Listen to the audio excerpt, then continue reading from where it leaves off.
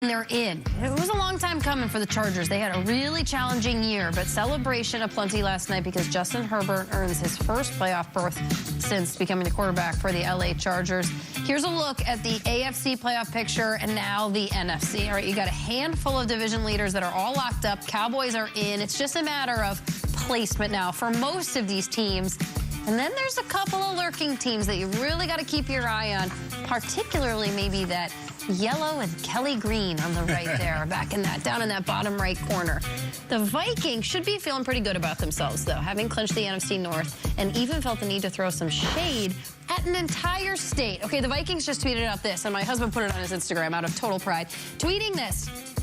The Vikings are New York's favorite team. You know why? Because they swept the Bills, the Jets, and the Giants this season. Whoo! Those are fighting words. All right, take it down. Take it off. Don't make them mad. Don't make them more angry. New York fans don't even know what the Vikings are. Yeah, that's what they're staking their claim to. The Jets and Giants and the Bills are doing just fine. The Jets and Giants. We're not in New York. They're not in New Jersey. Okay, technicalities. Cool. The Vikings turn their attention now to a different state that they like to hold hatred for in the upper Midwest, and that is Wisconsin, as they prepare to face the Packers in the frozen tundra of Lambeau Field. Critical is an easy word to use for a game like this, which is odd because the Vikings have had it locked down for a couple of weeks, but still a lot of impact when they play a team like Green Bay late in the season. Peter, what do you think about this? It's interesting because there's this hatred between the Packers and the Vikings, and you want to say, let us be the team that puts you away. Let us go in there and knock them out. It's a double sweet thing if we not only, knock them out of the playoffs, but we get another win and we're closer to that 2 seed. But to me, Green Bay might as well be, Arizona or Seattle or Jacksonville, because the Niners are coming, and I think that divisional round game is so important.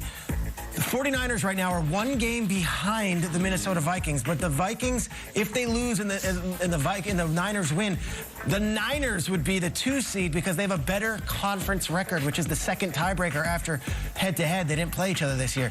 I think you have to block out all the personal and emotional and Rodgers this and all that, and as much as that's sweet, this is what you're focused on. You don't want to have to go to San Francisco. You don't. You don't want to go on the road. And right now, can we see the playoff picture one more time, if you don't mind? Mark Grillo, our wonderful producer. Grillo, you show the playoff picture. The Eagles are the 1 seed right now, and the Vikings can still find a way. If the Eagles lose 2 and the Vikings win 2, they can still get that, all right? They can still do that even though they lost to them head-to-head. It's still possible. But I'm looking at that 11-4 Niners team. If the Vikings lose and the Niners win, it would be the 49ers who would be the 2 seed and the Vikings the 3 seed. And you might say, oh, who cares? They're both playing home games. No. Divisional round weekend, you don't want to go into San Francisco. You want to be playing that game in Minnesota, in your building, with your fans. San Francisco could be a house of horrors for the Vikings, and it was in the playoffs a few years ago when they knocked Kirk Cousins right out of the playoffs in the divisional round. I think you need to win. Yeah, the Rodgers thing and the Vikings and the Packers, I get it.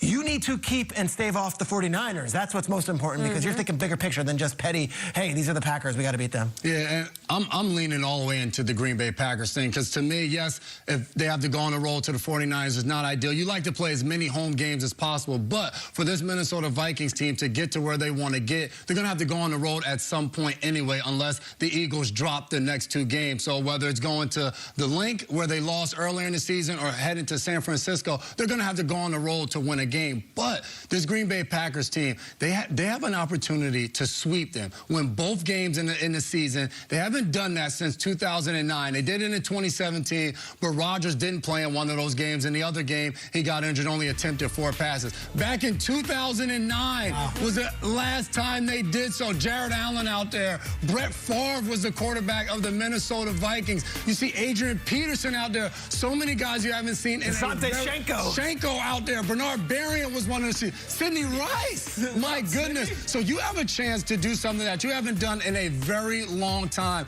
In a division where Aaron Rodgers is always talking about he owns the division. He beats Minnesota. He beats Chicago. And you have a chance not only to ruin their season, but to sweep them, to do something that you haven't done in a very long time. And that is a ton of fun. Division teams, you hate each other. There's no love lost between the Minnesota Vikings and the Green Bay Packers as Percy Harvin is hauling one in over the middle. So this is a critical game. You're going to have to go on the road anyway in the playoffs to do what you want to do. But you have a chance to send Green Bay home with a big smile on your face and sweep them within the season, a beautiful thing if you're a Minnesota Vikings player. Doesn't that kind of seem like Aaron Rodgers would have the personality that he wants to be like a splinter under someone's skin? He's like, I'm just going to get there and I'm just going to weasel my way further in.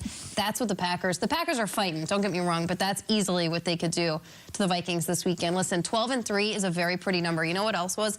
8-1, and that's what the Vikings were before they played the Cowboys in November, which... This is what I want to remind you all. It feels good to have these game-winning field goal wins over the last 2 weeks. You know what doesn't feel good? A home blowout loss against the Cowboys. Because I want to remind everybody how easily it can slip away from you in November. How easily someone could come into your house, sack your quarterback 7 times, outrush you 450 yards to 180 at home. Now you're telling me you want to go to Lambeau on January 1st and you want to start your 2023 off with a lot of different resolutions? I want to get my summer bod going. I'm going to start working on it. No. Take care of business. You have to go to Green Bay. This is going to be hard. It's not like the Packers are down and out and the only thing they're playing for is to ruin your season.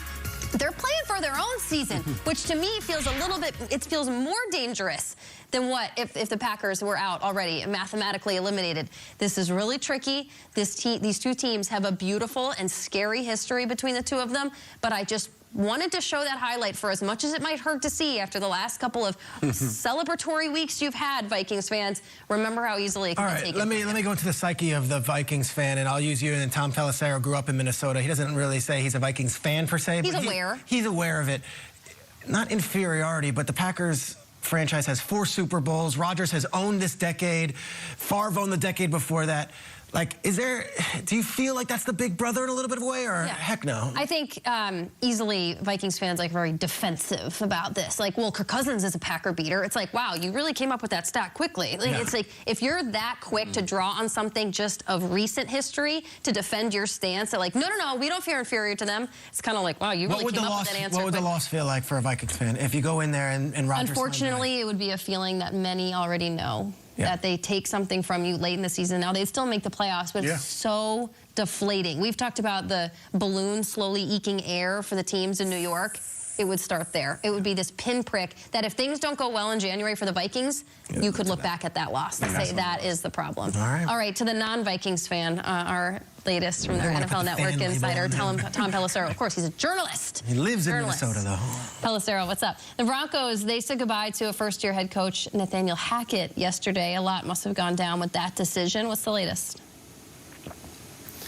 Well, Jamie, the Broncos fired Nathaniel Hackett one day after an embarrassing nationally televised loss to the Rams, in which they were fighting on the sidelines and briefly in postgame on the field as well. The hiring of Hackett and the trade for Russell Wilson was supposed to usher in a new era of Broncos football, but for a variety of different reasons, that combination just never really clicked. It's not all on Nathaniel Hackett. The Broncos were absolutely brutalized by injuries through the course of the season, and Wilson simply hasn't played well. But the Broncos are still committed to Russell Wilson, whose contract is fully guaranteed through 2024.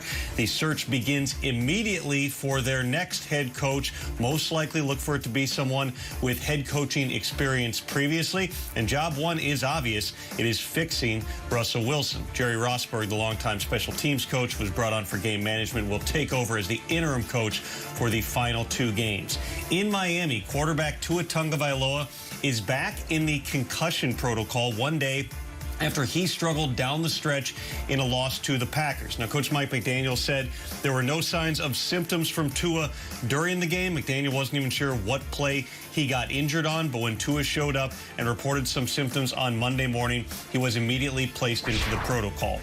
It is hard to imagine, given the history, that Tua would play this week against the Patriots. Of course, he was carted off back in Week 4 with a very scary concussion in Cincinnati. Did not play for the next several weeks here. Teddy Bridgewater will get the first-team reps in practice this week. McDaniel said as it comes to Tua, the only concern at this point is the human being, making sure that he is squared away, and so they're going to gather all the information before deciding how to proceed. And as for the Jets, their quarterback is back. It is Mike White, who has been medically cleared after dealing with those 3 fractured ribs that kept him out over the last couple of weeks here. Robert Saleh made clear in his press conference saying, we are not quitting on Zach Wilson, but it's also very obvious for the duration of 2022, the Jets are Mike White's team, and they do still have a chance at the postseason. Jamie?